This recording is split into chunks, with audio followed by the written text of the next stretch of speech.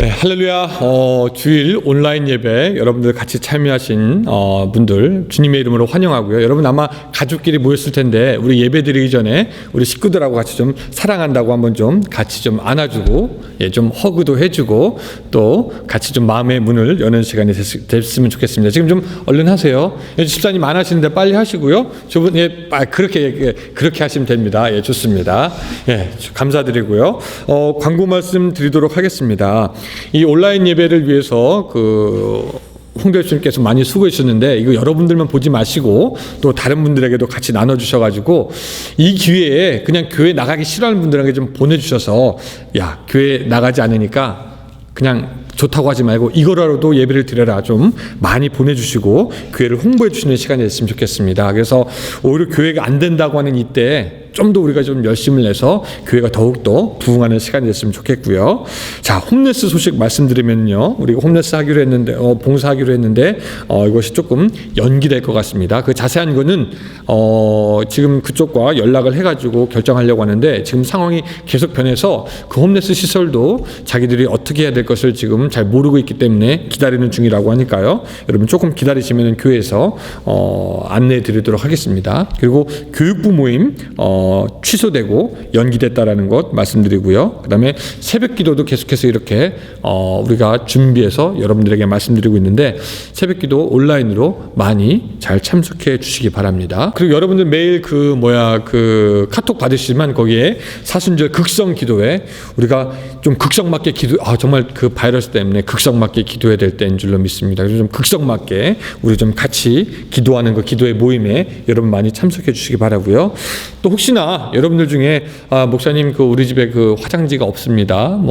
키친타올이 없습니다. 그러신 분들은 말씀해 주시면은 제가 한번 좀 알아봐서 조달하도록 그렇게 하도록 하겠습니다. 그리고 또 광고가 있는데 한국에 지금 아버님의 병환 때문에 나가 있는 정영나 집사님 있습니다. 여러분들 기도할 때마다 기억하여 주셔서 그 가정에 평안이 있게 하시고 하나님의 뜻대로 모든 일이 잘 진행될 수 있도록 주님께서 도와달라고 또한 기도 부탁드립니다. 이상으로 광고 말씀 마치도록 하겠습니다.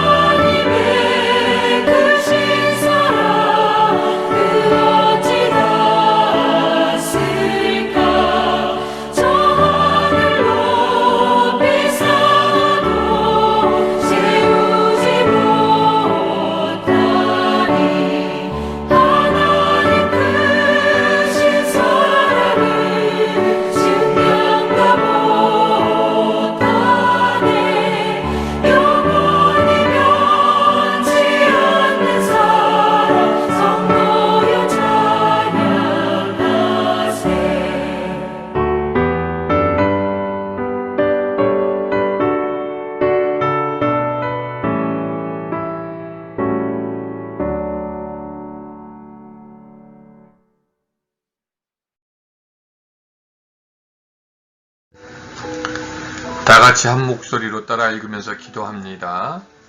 사랑과 은혜가 충만하신 하나님 아버지, 오늘 주일 하나님 앞에 나와 우리의 처소에서 하나님을 예배하게 하심을 감사드립니다.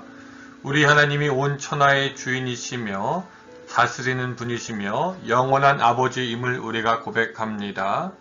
우리가 예배할 때 우리들 개인과 가정에 하나님의 은혜가 온전히 넘치도록 하여 주시옵소서. 우리의 죄악이 예수 그리스도의 피로 정결케 되어지는 역사가 있게 하여 주시옵소서. 우리의 고난과 아픔들이 하나님의 위로로 사라지게 하여 주시옵소서. 예수 그리스도의 피가 우리의 몸과 마음 그리고 가정을 덮어 하나님의 임재가 우리에게 가득하게 하여 주시옵소서. 코로나 바이러스로 고통받는 모든 이들 위해 하나님의 사랑과 평강이 넘치게 하여 주시고 주의 때를 따라 이 어려운 시간들이 어서속히 지나갈 수 있도록 도와주시옵소서. 이때 우리 교회가 일어나서 안으로는 믿음이 성장하게 하시며 바깥으로는 사람들을 돕는 세상의 빛이 되게 하여 주시옵소서. 오늘 이 예배를 통하여서 우리가 말씀을 듣고 말씀을 들은 대로 실천함으로 하나님의 백성들이 세상 가운데서 옳다 인정함을 받게 하시고 이 어려움의 시기가 온전히 부흥의 노래를 부를 시간임을 깨닫고 기도하는 우리가 되게 하여 주시옵소서. 우리들이 어려운 때에 드리는 제물과 우리들의 삶 가운데 축복하여 주시고 하나님께서 다스리는 개인과 가정 교회가 되게 하여 주시옵소서. 예수님의 이름으로 기도드리옵나이다. 아멘.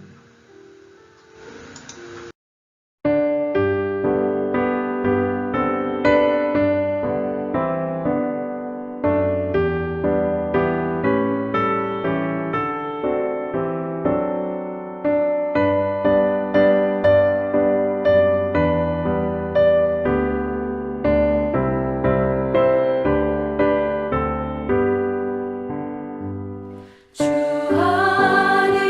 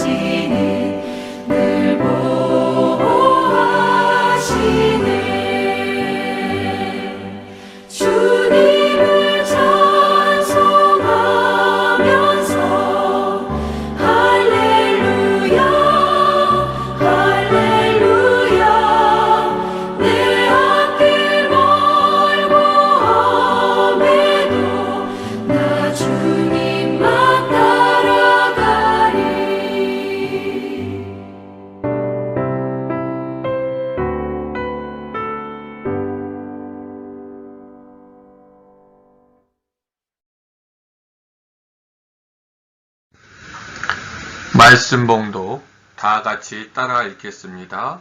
마태복음 6장 9절부터 13절까지입니다. 성경을 가지신 분은 다 찾아주시기 바랍니다. 마태복음 6장 9절부터 13절까지입니다. 그러므로 너희는 이렇게 기도하라. 하늘에 계신 우리 아버지여, 이름이 거룩히 여김을 받으시오며 나라가 임하시오며 뜻이 하늘에서 이루어진 것 같이 땅에서도 이루어지이다. 오늘 우리에게 일용할 양식을 주옵시고 우리가 우리에게 죄 지은 자를 사하여 준 것 같이 우리 죄를 사하여 주옵시고 우리를 시험에 들게 하지 마옵시고 다만 악에서 구하옵소서. 나라와 권세와 영광이 아버지께 영원히 있사옵나이다. 아멘. 할렐루야. 예, 여러분들 주님의 이름으로 환영합니다. 오늘 온라인 예배 두 번째 여러분 오신 것 환영하고요. 이 시간에 하나님의 은혜가 여러분들과 여러분들의 가정 또 바이러스로 고통받는 모든 분들에게 함께하기를 주님의 이름으로 축원합니다. 지난 시간과 이번 시간에 이어서 우리는 주기도문을 보고 있습니다. 지난 시간에 우리가 주기도문을 통해서 배운 것은 무엇이냐면은 이 주기도문은 주님께서 우리에게 가르쳐 주신 완벽한 기도이고 우리가 이 기도대로 기도를 할 때 우리의 기도가 더욱 풍성해지고 균형을 잡을 수 있다는 것에 대해서 배웠습니다. 사실 우리가 기도하다 보면은 이런저런 생각도 들고 또 이런저런 기도하는 중에 기도의 중심이 흩어져서 뭘 기도했는지 또 무엇을 기도해야 하는지 그 기도의 줄을 놓칠 때가 있는데 이 기도를 통해서 우리의 기도가 사막을 빙빙 도는 그런 기도가 아니라 마치 산을 등정하여서 정상을 맛보는 그런 기도가 되게 해보자라는 것입니다. 그래서 이 주기도문의 기도는 사실 기도의 나침판이다라고 말할 수도 있겠습니다. 이 주기도문의 특징은 하나님 중심적이라는 것이 또 특징입니다. 우리가 보통 기도할 때 우리의 기도는 나 자신과 나의 가정, 나에 대한 것들 그런 것에 대해서 많이 치중이 되지만 우리가 이 주기도문을 통해서 기도할 때 우리 자신을 뛰어넘어서 이웃을 사회를 국가를 위해서 기도할 수 있기 때문에 그리고 하나님의 나라를 구하는 기도이기 때문에 이 기도는 처음부터 철저하게 하나님 중심적이며 하나님의 영광을 위해서 하는 기도가 되겠습니다. 그래서 이 주기도문은 사실 믿음의 선수들이 하는 그런 기도가 되겠습니다. 우리가 주기도문으로 기도할 때 우리가 주기도문을 각각 떼어서 암송하고 그 다음에 거기에 우리가 기도하고 싶은 내용을 추가해서 하게 됩니다. 그래서 예를 들어서 하늘에 계신 아버지여 라고 부르고 거기에 나의 기도의 내용을 추가하게 됩니다. 또 이름이 거룩히 여김을 받으시오며 라고 고백하면서 거기에 합당한 기도의 내용을 넣어서 하게 됩니다. 이렇게 기도하게 되다 보면은 우리는 6가지의 간구를 하게 되는데 이 6가지의 간구를 통해서 우리는 균형 잡힌 기도를 하게 되는 것이죠. 그래서 이 시간에 좀 처음부터 좀 간단히 좀 살펴보면은 이렇습니다.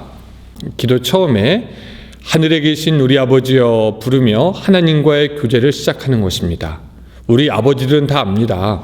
자녀들이 아버지와 시간을 갖자고 할 때, 아버지랑 이야기하고 싶다고 할 때 그것이 싫어서 오지 말라고 하는 아버지는 없죠. 기꺼이 시간을 내고 자녀로부터 듣습니다. 여러분들도 기도의 처음에 하늘에 계신 아버지여라고 부르면서 하나님이 우리의 아버지가 되신 것이 얼마나 기쁜 일인지, 얼마나 감사한 일인지 그것을 마음으로 느낄 수 있으시기 바랍니다. 그래서 하나님 아버지여라는 그 기도는 우리가 주기도문을 처음 시작할 때 또 우리의 기도를 처음 시작할 때 공통적으로 시작할 수 있는 가장 좋은 하나님에 대한 호칭과 부름이 되겠습니다. 또 두 번째 기도는 이름이 거룩히 여김을 받으시오며 라는 기도입니다. 그 이름은 그 사람과 같은 것이라고 말씀드렸습니다. 그래서 이 기도는 하나님의 성품과 하나님의 하신 일을 생각해 봄으로써 또한 그것을 선포함으로 우리가 기도를 깊이 들어갈 수 있게 하여 줍니다. 하나님께서 거룩하신 분이라는 것, 또 사랑이 많으신 분이라는 것, 긍휼히 여기시는 분이라는 것, 그것을 고백할 수 있고 하나님께서 하신 일에 대해서 감사하다고 말씀드릴 수 있습니다. 여러분, 우리도 누구 만나면은 처음에 좋은 점을 말해주지 않습니까? 너무 멋있는데요, 너무 예쁜데요. 그런 것처럼 우리가 하나님께 나아갈 때, 하나님을 찬양하고 높여드릴 때 하나님과 우리의 마음이 열리고 또한 하나님의 이름이 거룩히 여김을 받는 그런 시간이 되겠습니다. 그리고 그 다음에 우리가 얘기했지만 우리의 기도는 또한 나라에 임하옵시며, 나라가 임하옵시며 라는 고백하게 되는데, 우리 주변에 하나님의 나라, 하나님의 통치가 필요한 것을 위해서 기도할 수 있습니다. 우리가 예를 들어서 북한 땅에 하나님의 나라가 임했으면 좋겠습니다. 또한 복음을 전하는 선교사님이 있는 그곳에 하나님의 나라가 있었으면 좋겠습니다. 우리의 이웃과 교회 위에 하나님이 다스리는 하나님의 나라가 임하게 하여 주시옵소서. 우리가 그렇게 기도할 수 있고요. 그 기도가 사실은 파워풀한 기도라고 제가 말씀을 드렸습니다. 그리고 또 뜻이 하늘에서 이룬 것 같이 땅에서도 이루어지이다 라고 고백하면서 우리가 기도할 수 있는데, 예를 들어서 우리의 심령이 방황되고 어려운 가운데 있고 포기하고 싶을 때가 있고, 그럴 때 우리는 하나님의 뜻이 이루어지기를 원합니다 라고 기도할 수가 있게 되는 것이죠. 특별히 코로나 바이러스 때문에 고통당하는 사람들이 많은데, 그분들을 위해서 우리가 기도할 때도 하나님의 뜻이 그들 가운데 있게 되기를 원합니다 라고 그렇게 우리가 기도할 수 있습니다.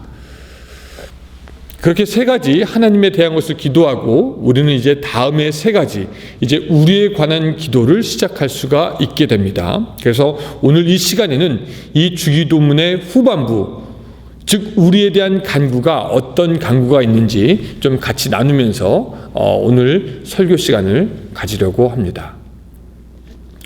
자, 처음에 어떤 거죠?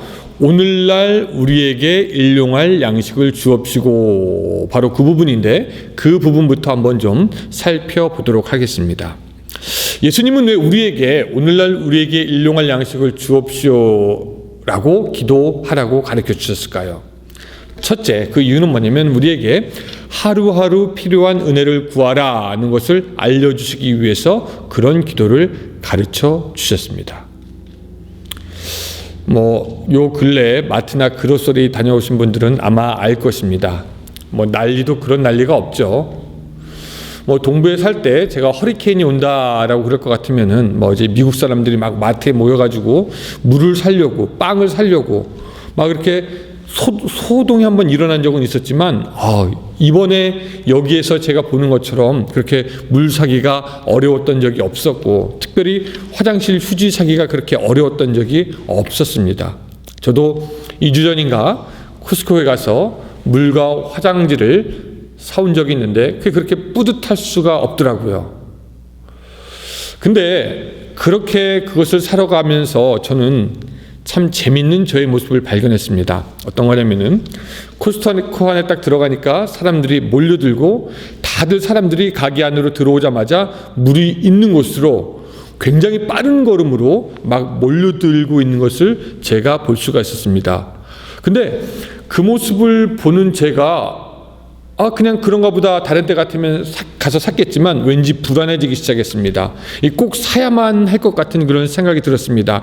이렇게 가면 늦는 것은 아닌가라는 그런 생각이 들었죠. 그래서 저도 빨리 가야 되겠다라는 그런 생각에 거의 다름질까지는 아니지만 종종 걸음을 가가지고 그렇게 샀던 저의 모습을 발견하게 되었습니다.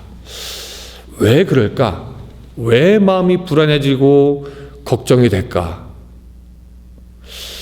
왜 그렇게 열심히 무엇인가 살려고 했을까? 결국 그 줄의 맨 뒤에 서가지고 사기는 했지만 무엇인가 내 안에 이해되지 않는 것이 있었습니다. 사람들이 그 패닉의 상태에서, 비정상적인 상황에서 사람들이 일단 무조건 사놓고 보는 것을 우리는 사재기라고 그렇게 이야기합니다. 사서 재어 놓는다 라고 하는 것이고, 한자로는 매점이라고 그렇게 얘기를 합니다. 저는 사재기를 사재끼기라고 하는 말도 된다라고 생각을 합니다.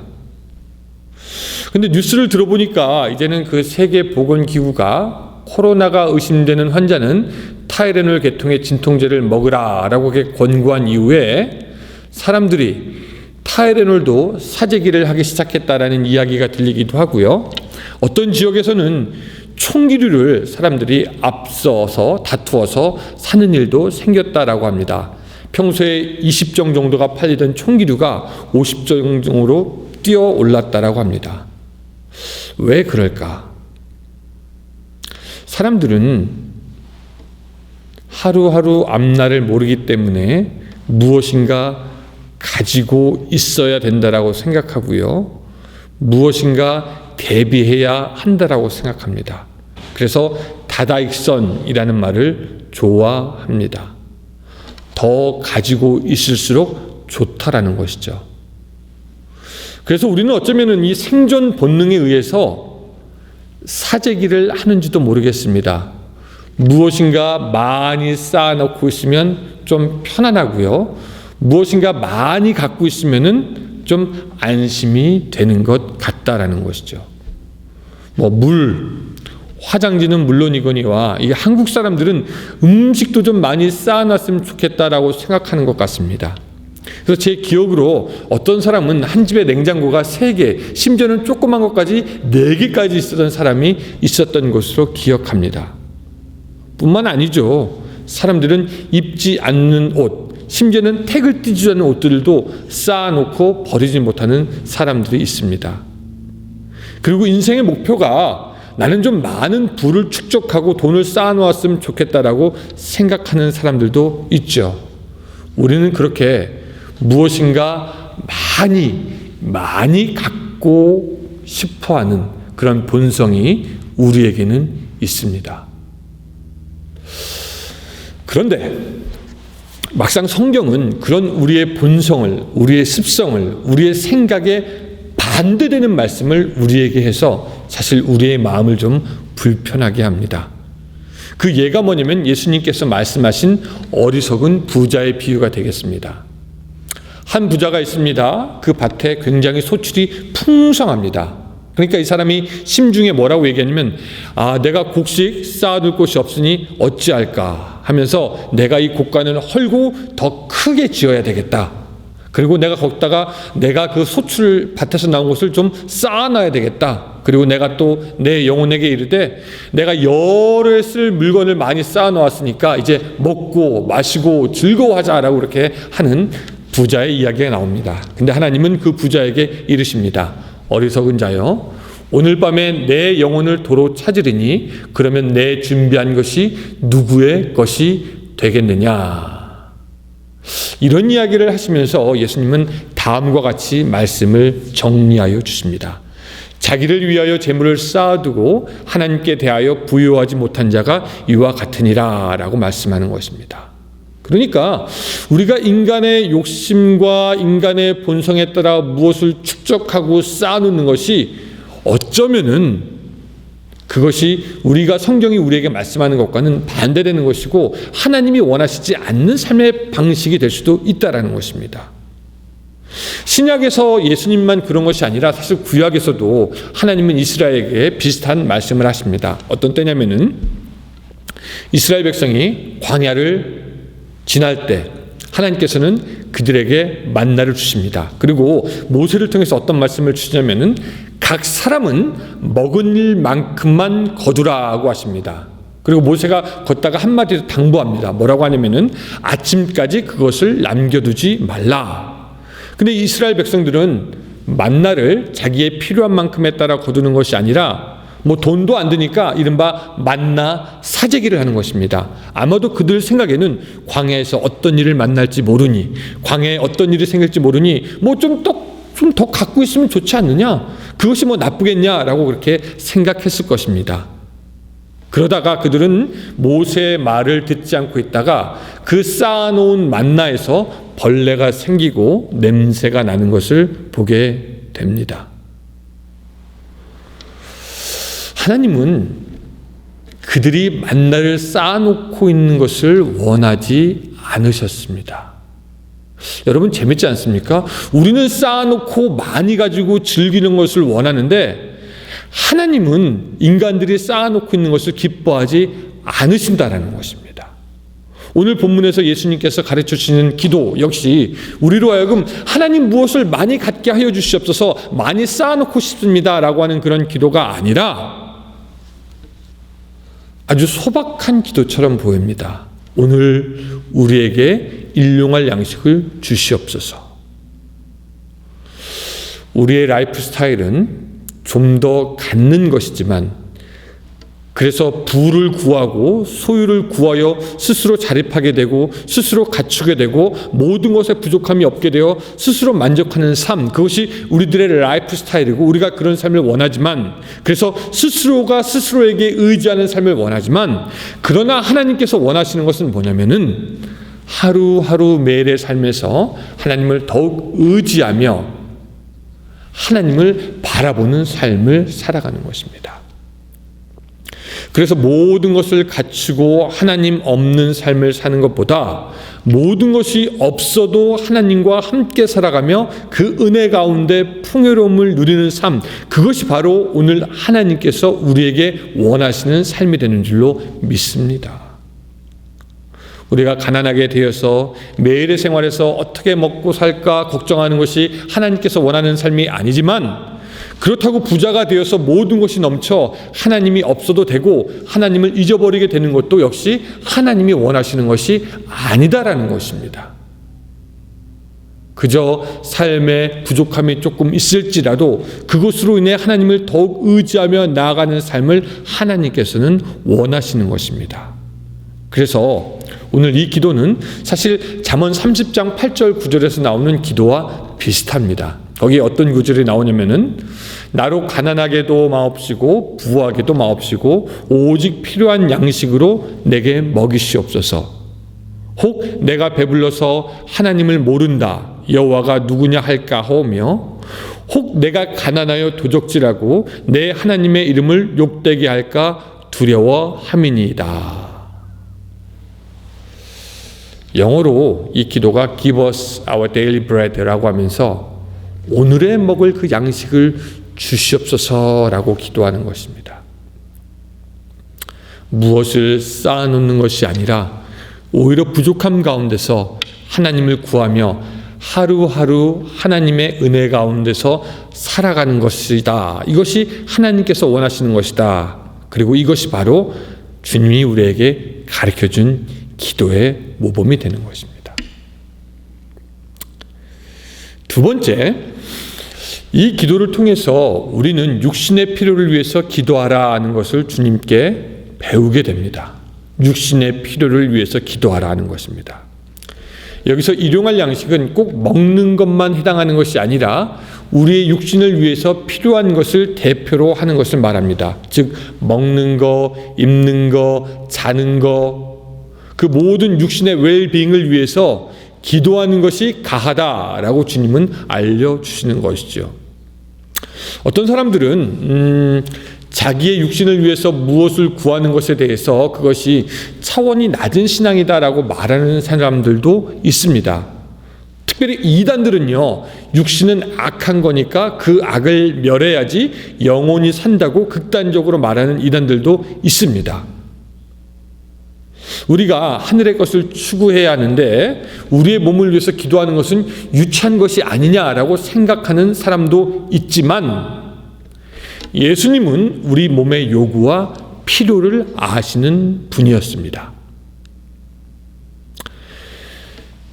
예수님이 제자들과 함께 다니면서 굉장히 많은 사역을 하시고 피곤한 지경이 되었습니다. 그래서 제자들은 먹지도 쉬지도 못한 상태가 되었습니다. 그때 주님은 마가복음 6장에서 말씀하시기를 이르시되 너희는 따로 한적한 곳에 가서 잠깐 쉬어라 하시니 이는 오고 가는 사람이 많아 음식 먹을 겨를도 없음이라 라고 하면서 제자들의 육신의 쉼을 얻도록 배려하신 것입니다.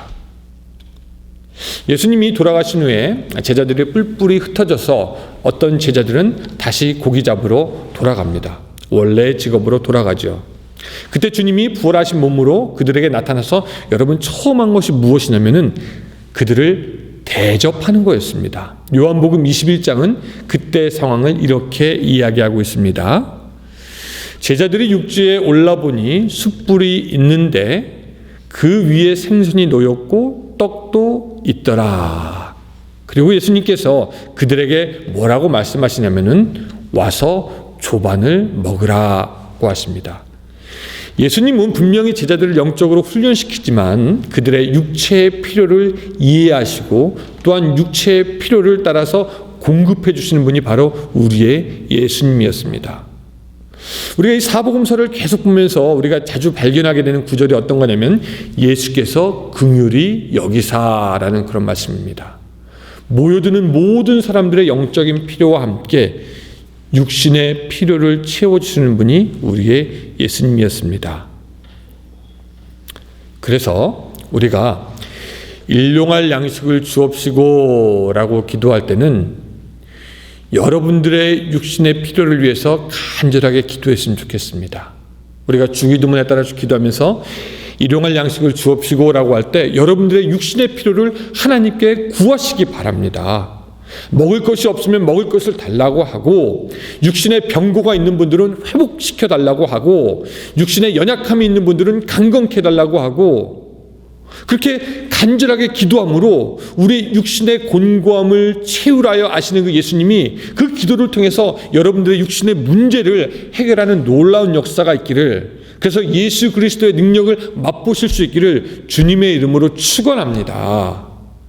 우리에게는 육신의 곤고와 연약함이 있기 때문에 주님은 그것을 위해서 기도하라고 우리에게 말씀하시는 것입니다. 세 번째, 주님은 이 기도를 가르쳐 주시면서 나에게 일용할 양식을 주옵시고 라고 하지 않으시고 우리에게 일용할 양식을 주옵시고 라고 가르치셨습니다. 사실 우리 한국 사람들은요, 우리라는 말을 잘 쓰긴 합니다. 우리는 얘기하면서 우리 아들, 우리 딸, 우리 집, 그리고 심지어는 우리 마누라라고 하면서 우리라는 말을 잘 쓰기는 하죠. 근데 그것이 우리에겐 그래서 별로 어색하지 않지만 당시에 예수님으로부터 그 말을 듣는 사람은 조금 어색했습니다. 우리에게 일용할 양식을 달라? 내가 아니라 내가 양식이 필요한데 왜 주님은 우리에게 일용할 양식을 달라라고 가르치는 것인가? 라고 하면서 다른 문화권의 사람들이 들으면 조금 어색할 수가 있는 그런 말이 바로 이런 말입니다. 그럼 예수님은 여기서 왜 나에게 필요한 양식을 달라고 기도하지 말고 우리에게 일용할 양식을 달라고 기도하라 하셨을까요? 그것은 공동체성을 강조하기 위한 것이었습니다. 내가 나의 한 몸 잘 먹고 잘 사는 것도 물론 중요하지만 예수님은 이것을 나에게 국한시키지 않고 같은 믿음의 공동체가 같이 살아가야 함을 우리에게 말씀하신 것입니다. 그래서 우리는 이 말씀에 의지해서 우리 이웃을 위해서 중보 기도할 필요가 있습니다. 우리 주위에 딱한 사정을 가진 사람들, 또한 도움이 필요한 사람들, 육체 연약함 가운데 있는 사람들, 어려운 사람들을 위해서 기도할 때 바로 이 말씀을 근거해서 우리가 기도할 수 있게 되는 것입니다. 그래서 이 기도는 사실 우리의 입과 머리로 끝나는 것이 아니라 우리의 삶으로 드리는 기도가 되어야 합니다. 우리가 우리의 필요를 구하는 것도 해야 되지만 오늘 우리 믿는 사람들은 눈을 들어서 우리 주위에 있는 이웃의 사람들을 보아야 하고 또한 그들의 육체의 필요를 채울 수 있도록 노력해야 한다라는 것입니다. 여러분, 실제로 우리 주님께서 우리에게 원하시는 것은 많은 기도의 말들보다 어쩌면 실제로 우리가 누군가 가서 도와줄 수 있는 그 행위의 기도를 더 원하시는지도 모르겠습니다. 그래서 우리가 잘 알지만 이사야서 58장에 보면 이런 말씀이 있습니다. 나의 기뻐하는 금식은 이렇게 말씀하시면서 어쩌면 금식과는 다른 이야기를 하십니다. 뭐라고 말씀하시냐면 줄인 자에게 내 식물을 나눠주고 유리하는 빈민을 내 집에 들이며 벗은 자를 보면 입히고 내 고륙을 피하여 스스로 숨지 아니하는 것이 아니겠느냐라고 말씀하시는 거죠. 우리의 모든 종교적인 그 행위보다 이웃을 돕고 섬기며 그들의 육체 필요를 채우는 것, 하나님께서 기뻐하시는 것이고 그것이 바로 예수님께서 우리에게 알려주시는 기도가 되는 것입니다.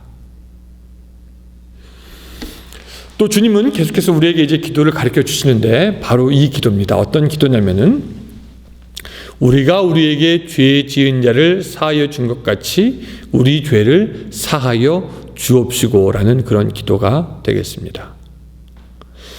우리는 이 기도를 생각할 때 이 본문만 따로 떼어놓고 생각하는 경향이 있는데 이 전의 본문, 즉 매일의 양식을 달라는 이 기도와 죄의 용서를 구하는 이 기도는 성경 원문을 보면은 그리고라는 말로 연결이 되어 있습니다. 그러니까 이런 거죠. 우리에게 일용할 양식을 주시고 우리의 죄를 용서하여 주시옵소서가 같이 짝으로 붙어 있다라는 것입니다. 아까 우리가 배운 기도, 일용할 양식을 달라는 기도가 우리의 육체적인 것에 대한 기도였다면 이제는 우리의 영적인 것을 다루는 죄의 용서에 대한 기도를 주님께서 균형 있게 우리에게 알려주시는 것입니다. 어쩌면 우리 기도는 너무나 육적인 것에 치우쳐 있거나 아니면 너무나 영적인 것에 치우쳐 있기에 우리 주님은 기도를 이렇게 하라고 하면서 육체와 영에 관한 기도를 같이 묶어서 우리에게 가르쳐 주신다라는 거죠. 이 매튜엘리라는 그 유명한 성경 주석가가 이런 말을 했습니다. 만일 우리 죄를 용서받지 않으면 일용할 양식은 도살용 양을 살찌게 하듯이 우리를 그냥 살찌게 하는 것에 지나지 않는다. 그래서 이 기도, 우리의 죄에 대한 기도, 이 기도를 통해서 일용할 양식뿐만 아니라 죄의 사함을 통해 영적인 필요를 채우는 것이 있어야 된다라고 그렇게 얘기했던 것이 기억이 납니다. 그래서 우리는 기억해야 돼요. 주님은 또한 우리의 영적인 상태를 다루시기 원한다라는 겁니다. 우리는 모두 우리가 죄 용서함이 필요한 사람이라는 사실을 잘 알고 있습니다. 누구든지 나는 죄가 없다라고 할 것 같으면 진리가 그 안에 있지 않는 것이죠. 우리는 죄 사함을 받아야 하고 죄로 인해 우리가 하나님과 멀어지게 되고 심판받았기 때문에 우리는 필연적으로 꼭 죄 사함의 기도를 올리고 죄 사함을 받아야 합니다. 그런데 그 죄 사함에는 전제가 있습니다. 오늘 본문에 보면 우리가 우리에게 죄 지은 자를 사하여 준 것 같이라는 그런 전제입니다. 조건입니다. 즉 하나님이 우리를 용서하기 전에 우리가 우리를 서로 용서하는 것이 먼저 선행되어야 한다라는 것이죠. 이것은 우리가 서로 용서하지 못하면 하나님도 우리를 용서하지 않겠다라는 의미가 되기도 합니다. 그래서 예수님은 이것을 어떻게 부연하여서 설명해 주시냐면은 이렇게 말씀하십니다. 마태복음 6장 14절 15절 보면은 너희가 사람의 잘못을 용서하면 너희 하늘 아버지께서도 너희의 잘못을 용서하시려니와 너희가 사람의 잘못을 용서하지 아니하면 너희 아버지께서도 너희 잘못을 용서하지 아니하시리라 라고 말씀하시면서 이 구절을 다음과 같은 비유로 다시 한번 설명해 주십니다. 자, 이런 비유입니다. 1만 달란트를 빚진 종이 있습니다. 주인은 그 종에게 몸과 아내와 자식과 모든 소유를 팔아가지고 그 1만 달란트를 당장 갚으라고 명령합니다. 당시 노동자들의 하루 품삯이 한 데나리온이고 한 달란트는 6천 데나리온이었습니다. 그래서 한 달란트는 마치 16년치 품삯에 해당되는 큰 돈인데 이 종은 1만 달란트의 빚, 즉 6천만 데나리온의 빚을 졌습니다. 그러니까 장장 16만 년 동안 죽지 않고 일을 해야지 겨우 갚을 수 있는, 그러니까 도무지 평생에 갚을 수 없는 그런 천문학적인 빚을 진 거죠. 그러니 자기 몸을 팔고 자식을 팔고 모든 것을 팔아도 그 소유를 갚을 수가 없습니다. 불가능한 것입니다. 그래서 그 종이 주인 앞에 왔을 때 너무도 불쌍해 보였죠. 그래서 주인은 그냥 그 빚을 받을 조건도 그냥 없이 그냥 탕감해 줍니다.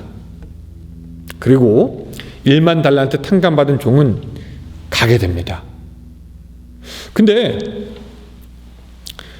길을 돌아가다가 누구를 만나면 자기에게 100데나리온의 빚을 진 동료를 만나게 됩니다. 근데 그 동료를 만나자마자 멱살을 잡고 빚을 갚으라고 막 닥달을 합니다. 그는 지금 막 1만 달란트를 탕감받고 나온 직후였는데 그 사실을 까마득하게 잊어버리고 고작 100데나리온의 빚을 진 동료의 멱살을 잡고 빚을 갚으라고 막 위협을 한 것입니다. 1데나리온이 하루 일한 값이고 100데나리온이면 겨우 100일 일한 값입니다. 그러니까 그 동료가 엎드려서 간청을 합니다. 좀 참아라. 좀만 기다려라. 내가 갚겠다. 그러나 그 종은 동료의 간청을 무시하고 그를 옥에 가두어 버리죠. 근데 그 과정을 지켜본 사람들이 그것을 주인에게 이야기합니다. 그러자 주인이 그 종을 불러서 이야기합니다. 악한 종아, 내가 빌기에 내가 내 빚을 전부 탕감하여 주었거늘 내가 너를 불쌍히 여긴 것 같이 너도 내 동료를 불쌍히 여겨야지 마땅하지 아니하냐 하면서 주인이 노해서 그 빚을 다 갚도록 저를 옥졸에게 넘겼다라고 하는 구절이 마태복음 18장에 나오면서 예수님은 거기에 대해서 이렇게 얘기하십니다. 너희가 각각 마음으로 형제를 용서하지 아니하면 나의 하늘 아버지께서도 너희에게 이와 같이 하시리라 라고 말씀하십니다. 이런 주님의 이런 일 가르침들을 쭉 종합해 보면은 우리는 이런 결론을 내게 됩니다. 뭐냐면은 여기서부터 중요합니다. 하나님의 용서함을 이미 받은 사람은 다른 사람을 용서해야 하고 또 앞으로 하나님의 용서함을 받기 위해서는 다른 사람을 계속적으로 용서해야 한다라는 것입니다. 그래서 주님은 베드로에게 말씀하시기를 뭐라고 말씀하시냐면은 베드로가 이렇게 묻죠. 주여, 형제가 내게 죄를 범하면 몇 번이나 용서해 주어야 합니까? 7번 하면 되겠습니까? 그때 예수님께서 뭐라고 말씀하시냐면은 7번뿐만 아니라 7번을 70번까지라도 용서해야 한다라고 말씀하십니다. 은혜를 받은 사람은 용서해야 되고 또 은혜를 받기 위해서 용서해야 되고. 근데 여러분, 솔직히 말하면 용서라는 게 됩니까? 여러분 용서 잘 하십니까? 특별히 마음속에 원한이 있거나 걷잡을 수 없는 상처가 있거나 손해를 보았거나 이쯤 되면은 우리가 누군가를 용서한다는 것이 사실은 불가능한 것이죠. 우리는 용서할 수가 없습니다. 이것은 우리의 의지로 가능하지 않습니다. 우리가 무슨 수를 써도 마음에 무슨 다짐을 해도 용서라는 것은 사실 불가능합니다. 아니 좀 솔직히 말하면은 우리는 용서한 척 할 수 있습니다. 괜찮은 척 할 수 있습니다. 겉으로 용서하는 것처럼 보이게 할 수 있습니다. 그러나 어쩌면은 우리 마음속에 용서가 되지 않고 그것이 마음에 화로 남아있는 경우가 굉장히 많이 있습니다. 주님은 그것을 아시죠. 그래서 그 용서를 그냥 강제적으로 우리를 굴복시켜가지고 너 얘 용서해야 돼. 그 용서를 강박적으로 끌어내려고 하지 않습니다. 왜? 우리가 안 되는 것을 아니까. 우리의 인격적인 하나님은 우리의 멱살을 붙들면서 너 이 사람 봐줘야 돼. 이 사람 용서하란 말이야. 라고 하면서 우리에게 강요하지 않으시고요. 화난 모습으로 너 용서해야 된다. 그렇게 우리에게 윽박 지르시는 분이 아닙니다. 여러분, 우리도 마찬가지 아닙니까? 우리의 자식이 남에게 맞고 들어왔다. 남에게 피해를 입었다. 그럼 우리가 우리 자식들에게 가가지고 강요합니까? 너 가서 꼭 용서해야 된다? 용서해야 된다? 이거는 강요로 되는 일이 아니죠. 아마 우리가 그것을 자식들에게 강요한다면은 자식들은 아빠는 아무것도 모르면서 그래요 하면서 더욱 억울해 할 것입니다. 결론적으로 말하면 강요받든지 뭐하든지 우리는 용서를 할 수가 없습니다, 사실은. 그래서 주님은 그 용서를 우리의 자유의지의 영역 안에 두지 않으셨습니다. 해도 되고 안 되고 할 수 있고 없고가 아니라 그 용서를 기도의 영역에 두었습니다. 그리고 우리가 꼭 붙잡고 기도해야 되는 그 주기도문에 그것을 아예 포함시켰습니다. 그래서 지금은 용서가 안 되는 것 그럴 수 있어. 못할 수 있어. 하지만 그것을 그냥 놔두지 말고 그것을 가지고 기도하라라고 주님은 우리에게 가르치시는 겁니다. 아까 말했죠. 육신의 문제와 영적인 문제가 같이 맞물려서 주님은 가르치신다고요. 우리가 육신의 문제를 구하는 그것만큼 너희들의 영적인 영역에 대해서 기도하라는 것입니다. 그 기도 시간에 나아가서 고백하라는 것입니다. 용서 안 되는 것 괜찮습니다. 그러나 우리는 고백하고 말씀드려야 됩니다. 하나님, 용서가 안 됩니다. 하나님, 그런 마음이 생기지 않습니다. 하나님, 분노하고 있습니다. 하나님, 저 슬퍼하고 있습니다. 하나님, 어떻게 해야 합니까? 라고 기도하라고 주님이 우리에게 가르치시고 있는 겁니다. 우리가 시험 볼 때 100점을 맞을 수는 없을지라도 시험 때가 되면 책상 앞에는 앉아 있어야 하지 않습니까? 마찬가지로 지금 용서할 수 없더라도 기도의 자리에는 나와서 앉아서 기도하라는 것입니다. 우리는 기도의 책임까지는 감당해야 하고 변화는 하나님께 맡기되 주기도문으로 나아가면서 용서의 원리를 찾고 주기도문으로 나가면서 하나님의 마음을 깨닫는 것입니다. 그 주기도문 속에서 더욱 깊은 하나님의 용서를 체험하라고 우리 주님께서 말씀하시는 겁니다. 하나님과의 용서의 관계 속에서 다른 사람의 용서의 문제를 해결하라라고 우리에게 부탁하시는 거죠. 사랑하는 여러분, 오늘 우리에게 정말로 필요한 기도가 이 기도가 아니겠습니까? 누군가를 용서해주고 용납하여주는 그 기도. 지금은 용서가 되지 않을지라도 기도함으로써 하나님의 큰 용서의 은혜를 체험하고 또한 누군가를 용서해 줄 수 있는 그런 마음까지도, 그 지혜까지도 얻을 수 있는 여러분들이 되시기를 주님의 이름으로 축원합니다. 그리고 이제 마지막 기도가 있습니다. 어떤 기도냐면은 우리를 시험에 들게 하지 마옵시고 다만 악에서 구하옵소서라는 기도입니다.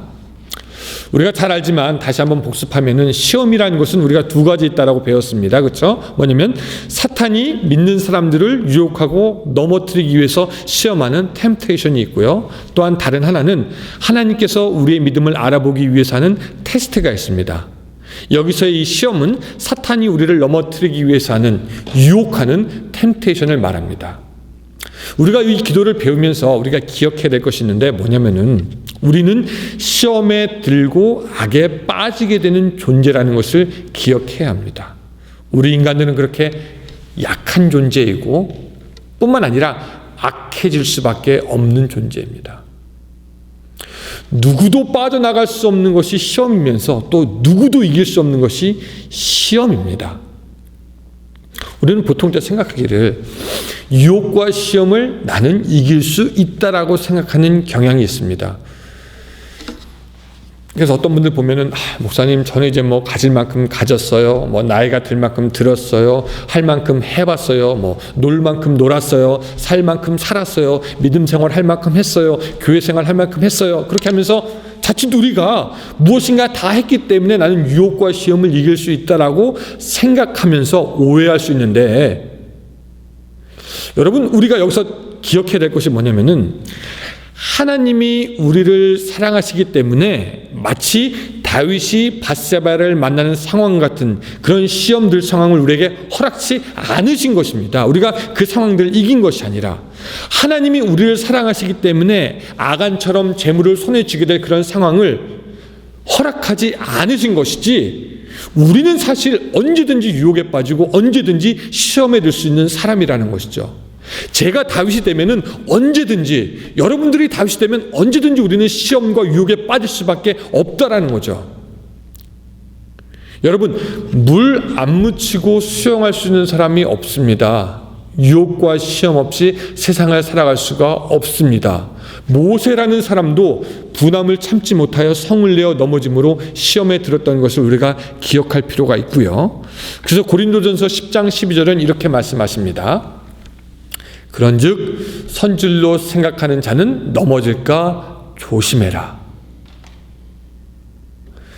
그 누구도 빠져나갈 수 없는 것이 유혹과 시험의 문제이고 또 사실은 그 누구도 이길 수 없는 것이 이 시험의 문제이기 때문에 예수님은 힘과 능력을 주사 시험과 악을 싸워서 이기게 해주시옵소서라고 기도하지 않고 우리에게 뭐라고 하냐면 그저 시험에 들게 하지 마시고 악에서 구해달라고 요청하라 그렇게 기도하는 것입니다. 그리고 이것을 매일의 삶에서 기도하면서 간구해야 함을 우리에게 말씀하여 주고 있습니다. 기도하지 않고도 우리가 그 시험을 이길 수 있다면 예수님께서는 구태여 이 문제를 위해서 기도하라고 하지 않으실 것이지만, 이것이 그 누구도 빠져나갈 수 없는 꼭 부딪히고 마치 바이러스와 같은 그 존재이기 때문에 예수님은 시험에 들지 않기를 위해서 기도하라라고 우리에게 말씀하시는 겁니다. 너희들 기도해야 된다. 주님은 우리에게 이 기도를 가르쳐 주시면서 두 가지로 분류해서 알려주십니다. 우리를 시험에 들게 하지 마시고 다만 악에서 구하옵소서. 이렇게 두 가지로 나누셨는데 거기는 재미있는 이유가 있습니다. 우리는 그 유혹과 시험에 약한데 그런 약함이 많은 경우에 있어서 악함으로 변해가는 사실을 압니다. 무슨 얘기냐면요, 아담은 선악과라는 유혹의 시험이 어떻게 변하냐면 불순종이라는 악으로 변하게 됩니다. 그렇죠? 또 사울 왕을 보시기 바랍니다. 그는 사람들이 다윗과 자신을 비교하는 것을 싫어했으며 다윗이 자신보다 더 높아 보이는 것을 아주 탐탁지 않게 생각했습니다. 그 약한 마음, 시험에 들게 되고 그 사람은 결국 악해져서 그의 평생을 다윗을 잡으러 쫓아다니면서 인생을 허비하게 되는 것을 볼 수가 있습니다. 아까 다윗을 말했지만 그는 밧세바로 인해서 시험에 들고 그녀와 간음할 뿐만 아니라 나중에는 그녀의 남편을 죽이는 악을 행하게 됩니다. 다윗의 약함이 악함으로 변화되었다라는 것이죠. 여러분, 아나니아와 삽비라 마찬가지 아닙니까? 그들은 유혹에 빠집니다. 돈에 대한 시험이었죠. 그 유혹이 하나님을 속이는 악함에 이르게 된 것을 우리가 볼 수가 있습니다. 갖가지 유혹에 대한 약함은 사람을 악으로 빠지게 합니다. 명예에 대한 유혹은 다른 사람을 밟게 되는 악함으로 발전되기 마련이고요. 돈에 대한 유혹으로 인해서 법을 무시하는 악함, 책임을 회피하는 악함으로 빠지게 되고, 이성에 대한 유혹으로 인해서 배우자를 속이고 가정을 깨버리는 악함이 생기게 되는데, 여러분, 바로 이 시대가 그런 시대 아닙니까? 우리들의 약함이 악함으로 발전되어 드러나는 것입니다. 여러분, 오늘 우리에게도 약함이 있습니다. 오늘 우리에도 유혹받기 쉬운 것이 있습니다. 어떤 사람들에게는 그것이 육체의 정욕이 될 수도 있고, 어떤 사람에게는 안목의 정욕이 될 수 있고, 어떤 사람은 이생의 자랑이 될 수도 있고, 그런 유혹들이 점점 커가면 우리는 악을 행하는 것도 스스럼 없이 하게 됩니다. 그래서 주님은 이것을 두 가지로 나누어서 기도합니다. 우리의 약함, 시험에 들게 하지 마시고 우리의 악함, 악에서 구원하여 주시옵소서. 여러분, 구더기가 변태에서 파리로 변하죠. 그렇죠? 마찬가지로 시험이 변태에서 악으로 변하는데 이 두 가지 단계를 모두 하나님 지나가게 하고 거기서 구해달라라고 우리에게 주님은 기도를 가르치시는 겁니다. 우리의 모든 간구가 끝날 때 우리는 이 기도를 올리면서 우리 자신을 좀 철저하게 돌아봐야 합니다. 내가 지금 유혹에 빠지고 있는 것은 있지 않은가? 내가 지금 악해지고 있는 것이 있지는 않은가? 내 안에 시험에 든 것이 점점 자라나서 악의 가시로 그것이 다른 사람을 해하는 것으로 드러나고는 있지 않는가 생각해 보아야 합니다. 그래서 그 모든 것을 꼼꼼하게 잘 생각해야지 그냥 주시옵소서만 반복하는 기도가 아니라 실제로 주님을 닮아가며 악에서 떠나는 기도를 할 수 있게 되는 것입니다. 제 생각엔 그래요. 주님은 우리가 우리의 모든 간구를 마치고 그냥 벌떡 일어나서 그냥 가는 것이 아니라 우리 자신을 충분히 돌아보는데 힘을 쓰고 시간을 들여라는 것을 주님은 우리에게 말씀하시는 것 같습니다. 마치 우리가 시험 볼 때 정답지에 답을 잘 달아놨는지 혹시 실수한 것이 있는지 없는지 우리가 다시 한번 쭉 살펴보지 않습니까? 마찬가지로 우리가 기도를 5가지 간구를 잘했지만 이 마지막 이 간구를 통해서 하나님 내 마음 가운데 약함과 악함이 있지는 않습니까? 시험과 악이 있지 않습니까? 다시 한번 돌아봄으로 말미암아 우리들의 기도와 삶을 온전케 한다라는 의미가 거기에 있다라는 것이죠. 그리고 그 6가지의 간구가 다 끝난 후에 우리는 이제 이렇게 기도합니다. 나라와 권세와 영광이 아버지께 영원히 있사옵니다 라고 그렇게 기도하게 되는 것이죠. 자, 지금까지를 총 정리하면 이렇습니다. 앞에 3가지 간구가 있었죠. 하나님에 대한 것, 하나님의 이름, 하나님의 나라, 하나님의 뜻. 그리고 오늘 3가지 간구, 인간에 대한 간구를 배웁니다. 일용할 양식, 그렇죠? 그 다음에 2번째는 뭡니까? 우리의 죄사함. 그리고 3번째, 악에서 구원함. 요 3가지가 있는데 우리가 기도할 때마다 이것을 항상 앞에 놓고 우리의 필요를 계속해서 구하면서 기도할 수가 있게 되는 것입니다. 그래서 예를 들어서 우리가 우리에게 죄 지은 죄를 사하여 준 것 같이 우리의 죄를 사하여 주시옵소서 그렇게 고백한 후에는 하나님, 우리가 이제 하나님께 용서받았으니까 다른 누군가를 용서하게끔 지혜와 용기를 주시옵소서라고 계속해서 덧붙여서 기도할 수 있게 되는 것이죠. 그렇게 하다 보면은 우리의 기도가 점점 풍성해집니다.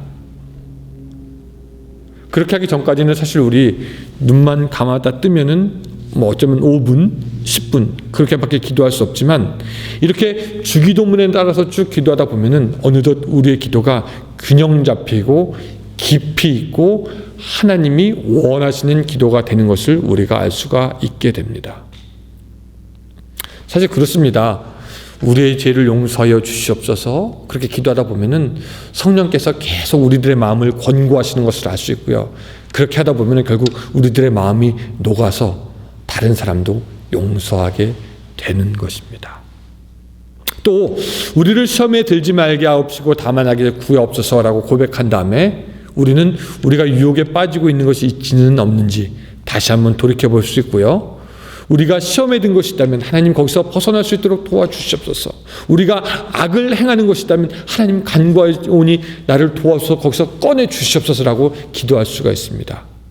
이거 중요해서 다시 한번 말씀드리지만 유혹과 악을 이길 힘을 달라고 기도하는 것도 좋겠지만 하나님 아예 시험 받지 않게 하시고 아예 악에서 나를 구원하여 주시옵소서 아예 그냥 거룩하고 성결케 하여 주시옵소서라고 기도하는 것이 훨씬 더 현명한 기도가 되는 것입니다. 그리고 이 모든 기도 끝에 나라와 권세 영광이 하나님께 있습니다 라고 그렇게 기도함으로 우리는 우리의 기도를 마칠 수가 있게 됩니다. 이것이 예수님께서 우리에게 보여주신 기도의 모범이 되는 것입니다. 자, 우리 계속 사순절 보내고 있습니다. 그리고 지금 여러분들도 아시겠지만 밖에 나가면 민심이 흉흉합니다.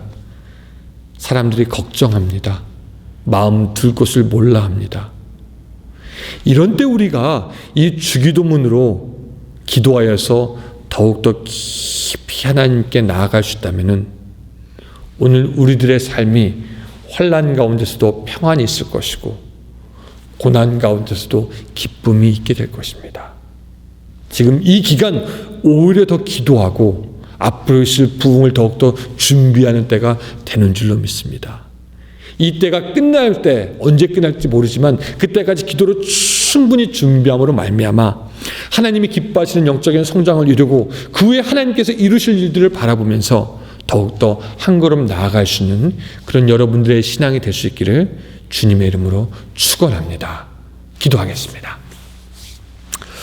하나님, 오늘 우리가 주기도문을 2번에 걸쳐서 살펴보았습니다. 우리의 기도가 주님의 기도처럼 온전한 기도가 될 수 있도록 주여 도와주시고 우리의 기도가 주님처럼 깊은 기도가 될 수 있도록 도와주시옵소서. 우리들의 날마다의 삶의 속에서 주기도문을 계속해서 반복함으로 말미암아 주님의 기도가 우리의 기도가 되게 하시고 그 기도를 통해서 하나님의 뜻을 깨닫게 하시고 그 하나님의 뜻을 깨달을 뿐만 아니라 실천함으로 오늘 우리들의 신앙이 온전하게 되어질 수 있도록, 그 온전한 신앙으로 이 세상을 이길 수 있는 우리들의 삶이 될 수 있도록 도와주시옵소서. 예수님의 이름으로 기도드리옵나이다. 아멘.